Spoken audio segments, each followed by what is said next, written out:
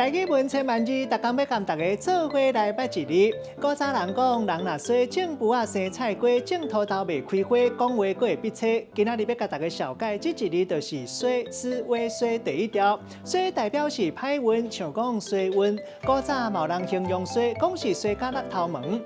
另外，这个衰嘛有弱的意思，像讲衰弱、衰微，也佫有衰退。带大家做伙来小解这两个词。头一个读做拍七衰，代表讲会害人行衰运。第二个词读做假好衰，代表是假善好心，假善要甲人关心甲同情。咱用一句话来举例，甲这两个词夹做伙。譬如讲，古早讲第一衰就是剃头分鼓吹，这个意思就是讲古早剃头师傅会早封箱替人客剃头，内底缀一寡烧面筋。若是要开封箱的时，火去烫到人客，佮互人嫌讲是假好衰。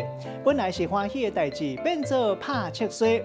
也毋过咱若是心情保持轻松，逐工拢会当大船入港，行大运，好运旺旺来。